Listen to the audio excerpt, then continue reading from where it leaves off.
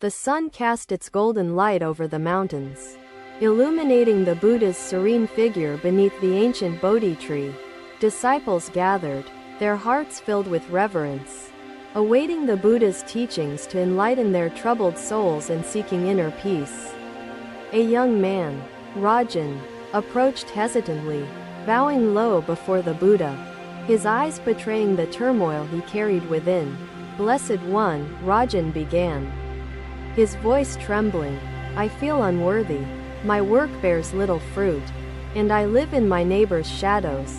The Buddha gazed kindly at Rajan, his presence radiating calm, and gestured to a nearby branch lying brittle and broken. "Rajan, observe this branch," Buddha said softly, holding it aloft for all to see. "Its leaves have fallen, its beauty faded." The disciples looked upon the branch, some puzzled, others curious, wondering what wisdom the Buddha would reveal through this humble object. "Would you call this branch worthless, Rajan?" Buddha asked, his voice warm, inviting reflection upon the nature of worth and purpose.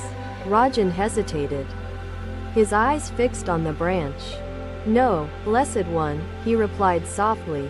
"It has lived its purpose and remains meaningful." The Buddha smiled, his expression gentle and compassionate. "Indeed, Rajan, the branch's worth does not diminish because its form changes. Even in its present state," Buddha continued, "it can nourish the earth, provide warmth, or shelter creatures. It serves always." The disciples murmured, their hearts stirred by the simplicity and profound truth embedded in the Buddha's words about the branch. "Your worth, Rajan, like the branch, is constant," Buddha said, his gaze unwavering, offering the young man a steady anchor. "You are enough," Buddha emphasized, his voice steady as the flowing river. "And your unique essence contributes to the world's harmony." Rajan's shoulders trembled under the weight of realization. "I have judged myself too harshly." "Blessed One," he admitted, bowing deeply. Buddha's compassion shone through his serene smile. "Release the burden of comparison. You are the branch, enough in your way." The disciples nodded, their minds embracing the simplicity of this truth and feeling the comfort of acceptance. Buddha offered so gently, "Do not measure yourself by shadows cast by others," Buddha continued, his words sweeping through the hearts assembled like a breeze. "Focus on what you bring to the world. Rajan, you nourish others even when you cannot see your impact clearly." Rajan wept softly, his tears falling upon the earth, his heart unburdened and awakened to the beauty within his own existence. The Buddha reached out, placing a gentle hand on Rajan's shoulder. "Look inward.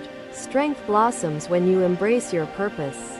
As the sun set, the disciples departed quietly, carrying the Buddha's wisdom, seeds planted deep within the fertile soil of their souls.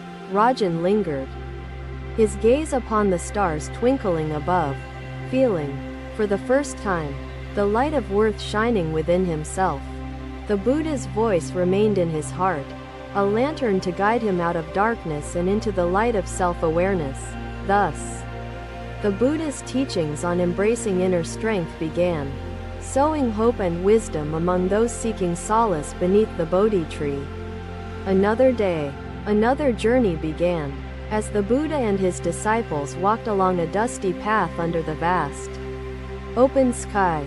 The sun shone brightly, warming the earth, and gentle breezes carried the scent of wildflowers growing along the winding road.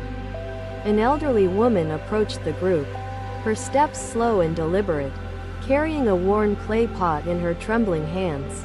She bowed deeply before the Buddha, her eyes filled with humility, and held out the cracked pot as an offering. "Blessed One," she said softly, her voice wavering, "I offer you this pot. Though it is imperfect and broken."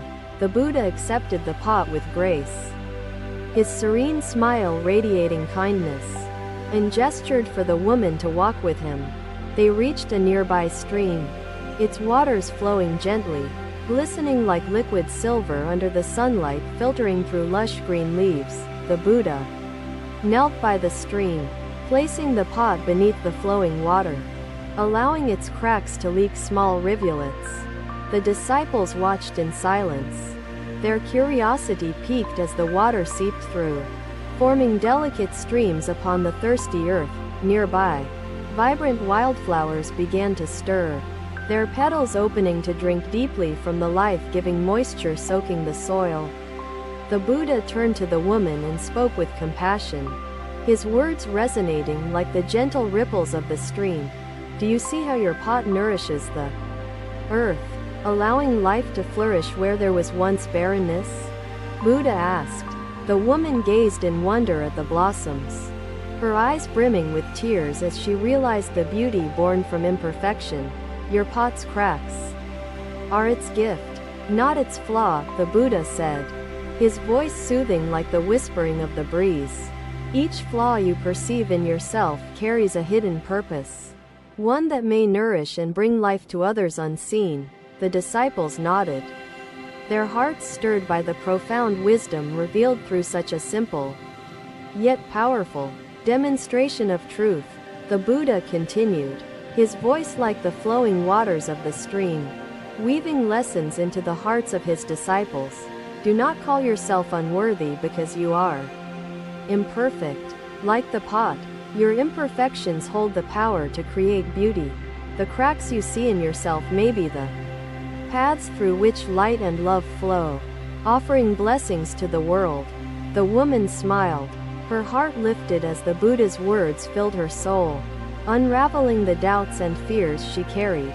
The disciples looked upon the scene, their minds awakened to the idea that strength lies even in the brokenness we bear. Perfection is an illusion, the Buddha explained, his tone gentle yet firm. Embrace your imperfections, for they are the seeds of growth. The Buddha rose, holding the pot carefully, and returned it to the woman, his smile a beacon of acceptance and love. Your worth does not diminish because of what you see as flaws. You are enough, as you are, Buddha said. The woman bowed deeply once more, her heart lighter, feeling a newfound appreciation for the beauty of her own existence. The disciples carried the Buddha's words with them as they continued their journey, the teachings lingering like fragrant petals in the wind. Each step they took was filled with reflection, as their hearts and minds grew like the wildflowers nourished by the cracked pot. Through this simple act, the Buddha taught them all to see worth not in perfection, but in the gifts imperfections bring, and so the lesson became a lantern for their souls, illuminating the path with the light of wisdom and understanding. Another day, another lesson awaited, as the Buddha and his disciples gathered near a tranquil pond surrounded by tall reeds. The pond's surface shimmered like glass, reflecting the golden rays of the sun and the vibrant hues of blooming lotuses. Ananda, the Buddha's devoted disciple, approached with a thoughtful expression, bowing deeply before speaking with humility in his gentle voice. Blessed One, Ananda began, how can we find strength when doubts and fears seem to imprison us within their heavy chains? The Buddha smiled kindly, his eyes full of understanding, and gestured for Ananda to join him by the edge of the pond. Ananda, the Buddha said, his voice calm as the still waters, look closely at these lotuses that rise above the pond's surface. The disciples gathered around, their gazes fixed upon the graceful flowers, their petals open wide, basking in the warm sunlight. These lotuses bloom, the Buddha continued, his tone inviting contemplation, yet their roots lie deep within the mud beneath the water. The disciples exchanged glances, intrigued by the Buddha's words, as he pointed to the murky depths from which the flowers emerged. Does the mud imprison the lotuses, the Buddha asked, or does it nurture them, providing the foundation for their growth? Ananda pondered the question, his gaze fixed on a single flower swaying gently in the breeze, its beauty captivating and serene. The mud is essential for the lotus, Ananda replied thoughtfully. Without it, the flower could not grow or bloom. The Buddha nodded, his expression serene. So it is with your doubts and fears, Ananda. They are not your chains, but your soil. From the darkness of uncertainty, the Buddha said, his voice steady, arises the strength and clarity that allow your spirit to bloom. The disciples listened intently, their hearts absorbing the wisdom like dry earth drinking in life-giving rain. Their minds alight with understanding. Each challenge you face, the Buddha continued, is an opportunity to grow, to transform the mud of life into blossoming strength. Do not resist the mud, the Buddha advised, his tone gentle. Embrace it, for it is part of your journey to light. Ananda's eyes filled with gratitude as he knelt before the Buddha, his heart unburdened by the newfound perspective the teachings revealed. Thank you, Blessed One, Ananda said softly. I will strive to see the beauty and strength that arise from life's struggles. The Buddha placed a hand on Ananda's shoulder, his touch light yet reassuring. Like the warmth of the sun's gentle rays, strength comes from within. Ananda, the Buddha said, like the lotus, your spirit will rise above, untainted by the mud below.